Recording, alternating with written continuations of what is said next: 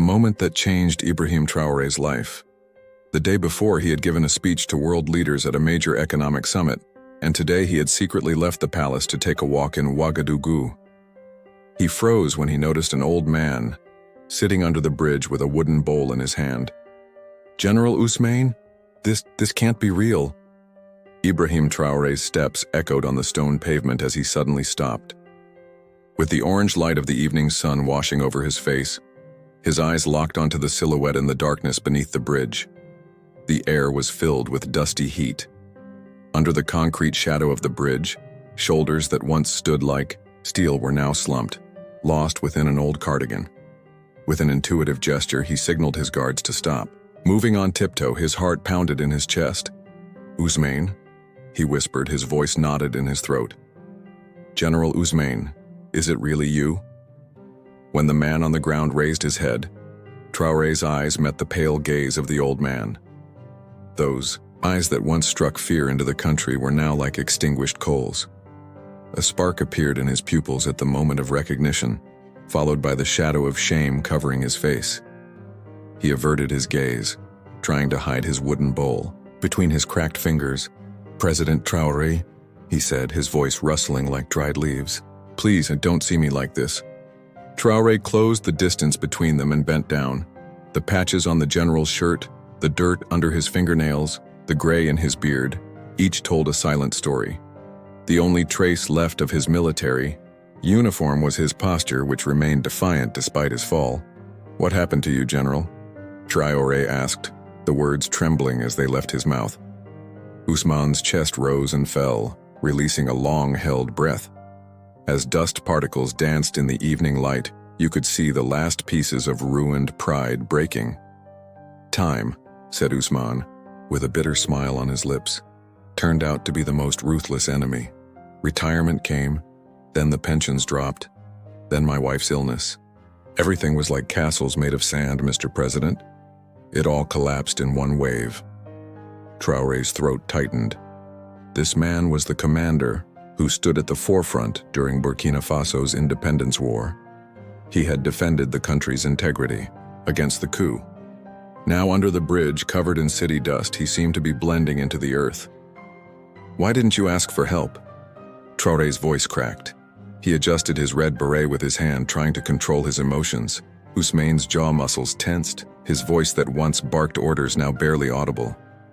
"All my life I've learned what pride is, young man. Now I'm learning to perish with dignity." Without thinking, Traoré took off his military jacket. The weight of the fabric hung from his fingertips as anger boiled inside him. He wrapped his jacket around Ousmane's shoulders. The fabric hung too large on the old man's bony frame. "Stand up, General," he said, now with a commanding voice. "Everything changes today." As the guards approached, Traoré's gaze lifted Ousmane from the ground. The old man resisted at first, then saw the determination in Traoré's eyes. As the black vehicle glided through the shadows of evening on the streets of Ouagadougou, Ousmane looked out the window. There were new buildings now, on streets he hadn't seen in years. "My files evaporated," said Ousmane, his fingers making rhythmic taps on his knees. 30 years of service gone one morning, erased with the stroke of a pen. Lightning flashed in Traoré's mind. This wasn't regular negligence. This was the system itself. He nodded to the driver. Directly to the palace. The courtyard of the presidential palace was bathed in gold by the evening sun. The marble columns had witnessed many powers over thousands of days and nights. Now, as Traoré's boots echoed on the marble floor, the man in rags walking beside him created a stark contrast with the splendor of the palace. The silence reflecting off the stone walls of the corridor caused the palace officials to hold their breath. First bewildered looks, then hands suddenly springing into action. Traoré paid no attention to any of them.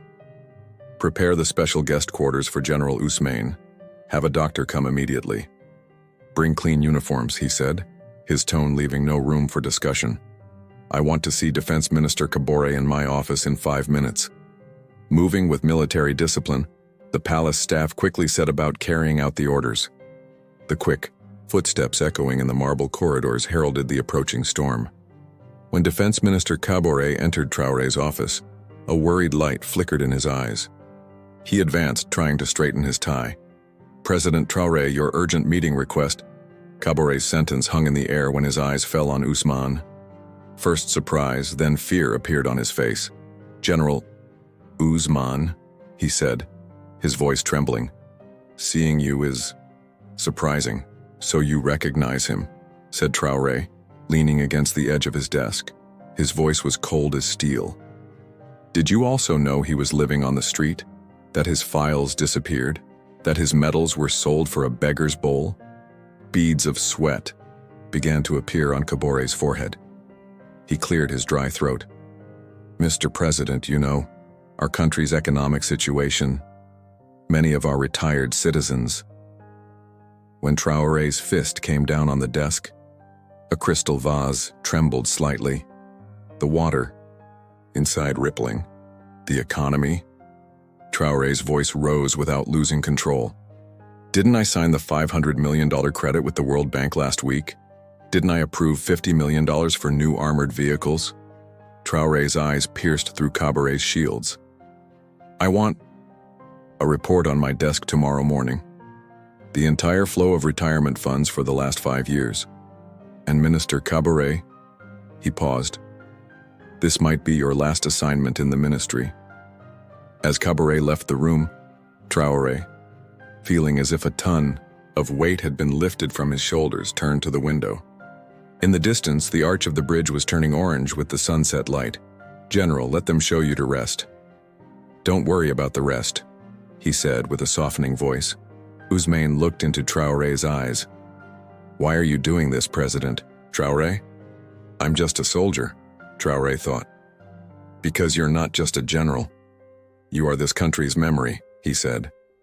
"And if a country loses its memory, it loses its soul." As the clock struck midnight, Traoré was still in his study. The only source of light was the yellow beam coming from the lamp on his desk.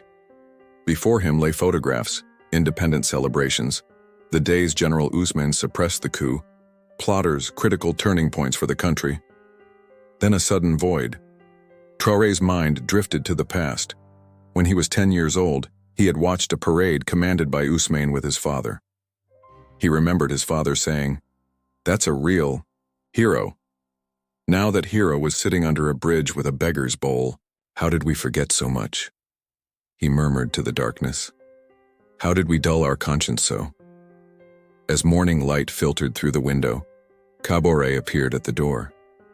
He held a thick file in his hand, traces of a sleepless night in his eyes. Traoré opened the file. The funds for retired soldiers had been transferred to other accounts under the name of administrative restructuring. Millions of francs had been paid to foreign consulting companies. The owners of these companies, the families of ministry officials, trying to rein in the rising anger inside him. "I expect your ministry's resignation," he said, looking into Kaboré's eyes. "An investigation will be launched. If you're lucky, your punishment will be light." Few hours later, Traoré stood in front of television cameras under the bridge where he had found General Ousmane. People had gathered around them. "Valuable children of Burkina Faso," he said, his voice reaching thousands of homes through microphones. "Yesterday, in the shadow of this bridge, I encountered a national shame.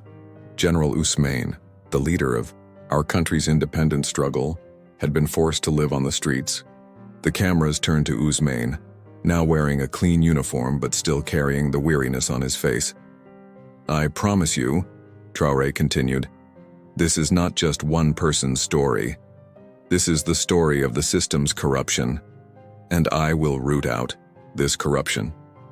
When his speech ended, Traoré shook people's hands, stroked children's heads. Among the stones of the bridge, a nation's conscience was reawakening. In the following days, as the investigation deepened, the scandal grew.